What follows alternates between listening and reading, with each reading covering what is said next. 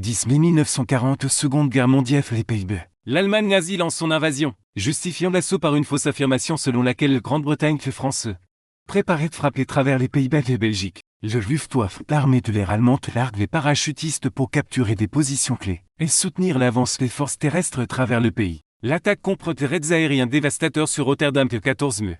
Le centre historique de la ville est détruit. Les Allemands menacent de bombarder la ville d'Utrecht de la même manière. L'armée néerlandaise se rend le lendemain, peu après que les occupent ou imposent des lois anti-juives. Exclut les citoyens juifs de la société restreignent leurs moyens de subsistance. 1 juillet 1942. Les déportations systématiques de juifs néerlandais vers les camps d'extermination commencent. Pourtant, de nombreux néerlandais ne peuvent accepter ce qui arrive à leur pays, et certains choisissent de résister. L'un d'eux est Jean Verlaat. Jean Verlaat est né le 13 août 1919 à Amsterdam aux Pays-Bas. Il grandit comme le troisième de 10 enfants d'une famille catholique dévote. Dès son plus jeune âge, il fut décrit comme petit, délicat et sérieux qu'à l'âge de 9.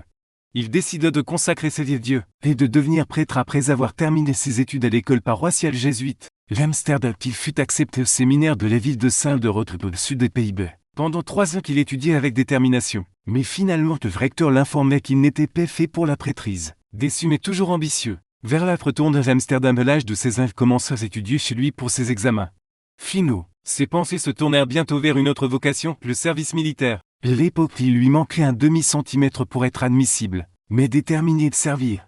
Il entreprit des exercices d'étirement pendant 6 mois jusqu'à ce qu'il grandisse suffisamment pour être accepté. C'était un signe de la persévérance qui marquerait ces dernières années. La Seconde Guerre mondiale commence le 1er septembre 1939 lorsque l'Allemagne nazie envahit Pologne. Quelques mois plus tard, Verlaat servait dans l'armée néerlandaise. Son incorporation fut prolongée de plusieurs mois de raison de mobilisation. Il portait ses livres dans son sac à dos, continuait à étudier tout en se déplaçant d'un poste à l'autre. Finalement, il fut stationné devenu casemate au pont Westfort auprès de la ville d'Arnhem. Avec cet autre soldat, aux premières heures du 10 mai 1940, le téléphone sonna dans la casemate. Le message était clair. Les forces allemandes avaient franchi la frontière. Chaque soldat allemand était désormais un ennemi. Verlaat se portait volontaire comme éclaireur crampe un havre avec son fusil. Se déplaçant de buisson en buisson vers une grande pierre près de la rivière Esne, dans sa poche. Il portait une lettre de son père qui commençait par « Dieu nous préserve que cela arrive, mais si les Allemands posent leurs lourdes bottes sur notre patrie. Alors repentez-vous de vos péchés et n'hésitez pas à vous battre. » Bientôt Verlaat en aperçut des casques allemands sur la rive opposée. Il rapporte qu'il avait vu 8 soldats avec des fusils automatiques. 3 installent une mitrailleuse légère et 12 autres se préparent à traverser dans des bateaux pneumatiques. Verlaat ouvrit le feu touchant l'un des bateaux, mais les Allemands continuèrent d'avancer. Une balle lui transperça le bras, provoquant une forte hémorragie, croyant qu'il allait mourir. Verlaat fit un vœu à Dieu. S'il survivait, il consacrerait sa vie à libérer les Pays-Bas de l'occupation allemande. Il fut évacué vers un hôpital d'Arnhem et ses blessures furent soignées dans les semaines qui suivirent. Il retourne à Amsterdam animé d'un nouveau sens du devoir. L'occupation allemande remodela bientôt les vies néerlandaises. Arthur C5, ex-commissaire des Pays-Bas, introduisit une série de lois anti-juives. Les Juifs furent exclus de les fonctions publiques. Leurs entreprises furent enregistrées, leurs biens furent saisis. En janvier 1941, tous les Juifs furent tenus de s'enregistrer. Un conseil juif fut établi en février de même et fut rendu responsable de l'ordre public.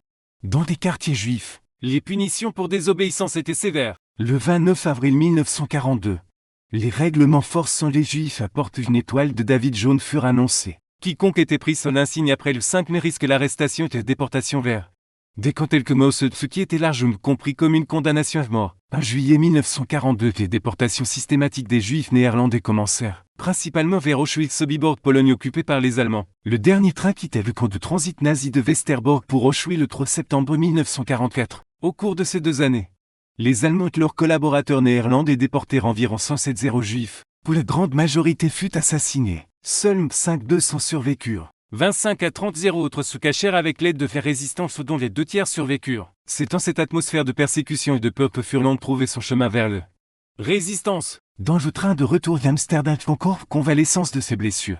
Furlan rencontra Pam Poté, un homme déjà actif dans la clandestinité. Poté se présenta au groupe Srecit nommé d'après l'Orbas Ecolius Jadsis à Amsterdam. Ce groupe clandestin comprenait des étudiants et des intellectuels déterminés à combattre l'occupation allemande. Verlaat passait rapidement dans la clandestinité, utilisant les pseudonymes Georges David Max Bincrost, sous le nom de Georges Devy. Il travaillait au bureau de distribution des cuisines centrales pour la provision alimentaire. Potrus était chef de la distribution. Les camions des cuisines étaient utilisés pour des missions de sabotage. Verlaat s'entraînait avec des armes, pneus et sabotage. Il forgeait de timbres pour de faux papiers d'identité. organisait des attaques contre les bureaux de rationnement. Il aidait les Juifs à se cacher. Il participait à l'incendie du théâtre Rembrandt où étaient projetés des films de propagande nazie. Pour se rassembler les soldats allemands. Il tente également d'incendier Wohlandschuberg, autrefois un théâtre juif que les Allemands avaient transformé de centre de déportation pour les Juifs d'Amsterdam. Une autre cible était le bureau de l'emploi répassier d'Esgracht où était organisé les déportations pour le travail forcé et étaient conservés des dossiers d'enregistrement. En février 1941, Verlaine soutint le grève d'Amsterdam, connu plus tard sous le nom de grève de février. Elle commença comme une protestation contre le raid sur des hommes juifs quelques jours plus tôt. Les Allemands ouvrirent le feu sur les grévistes. Plusieurs personnes furent blessées tuées et beaucoup d'autres furent arrêtées. Pour Jouffroland, le vœu qu'il avait fait au pont de Westefjord d'aider ses cheveux, afin même qu'il ne devienne actif avec ses six. Fin octobre 1942. Vers 9 autres personnes attaquèrent le quartier général de la police Utrecht. Ils libérèrent un combattant de la résistance capturé nommé Marius Esmer de déguisant uniforme, et l'aidant à s'échapper de veille. Esmer survécut le délire vivant jusqu'en 2006. Le 5 février 1940, Ferlon et Jerry Costin menèrent l'assassinat du général vers retraite. Hendrik Zwaardev, commandant de la Légion de volontaires SS néerlandaise. Le ministre de la guerre dans le cabinet collaborationniste d'Anton Musser. Saalfach Verlaine abattu de 2 balles mourut le lendemain. Les autorités allemandes réagirent immédiatement en exécutant 18 néerlandais éminents comme otages. Plus tard, en 1943, les Allemands lancèrent l'action Silbertan. Une campagne d'assassinat contre des civils néerlandais menée par les SS et leurs collaborateurs. Kostein fut rapidement arrêté, mais il se suicidèrent se jetant par une fenêtre pendant l'interrogatoire. Feluk devint alors le chef de C6. Le 3 juin 1943, il assassine Fouque de Posthume, un autre membre du cabinet fantôme de Musser dans sa maison de Ford, un village dans les Pays-Bas. Ces actions firent de Ferlon une cible pour les Allemands. Mais elles pesèrent aussi lourdement sur sa conscience. Élevé d'une famille catholique dévote, il luttait avec les meurtres. Parfois il retournait secrètement chez ses parents qu'il se confiait à ses sœurs de Dupre Ferlon. Des années plus tard, elle publie un livre intitulé Solde dans la résistance. Les promesses qui coûtent à la vieille sur Jolle de préserver ses mots histoire de son vœu. Ses mémoires révélèrent la lutte personnelle d'un jeune homme déchiré contre la foi. Les moralités et les nécessités brutales de la résistance armée. Le 4 novembre 1943, Ferlon fut trahi, prétendument par Irme Selig, la fiancée de Leofred, un autre membre du C6. Il fut arrêté à Amsterdam par 10 hommes du SD, le service de renseignement de l'SS, et du parti nazi emmené leur quartier général sur Taperstraat où il fut brutalement torturé. Bien qu'enchaîné, il réussit à écrire de lettres d'adieu sur du papier toilette, qu'un garde compatissant fit passer douce, dans l'une d'elles. Il écrivait « J'avais espéré après la guerre avoir 1 ou 2 étoiles sur mon col. Mais maintenant j'aurai autant d'étoiles que je veux. Je monte pour être fait chevalier par le maître de toute chose et pour posséder mon étoile d'anse.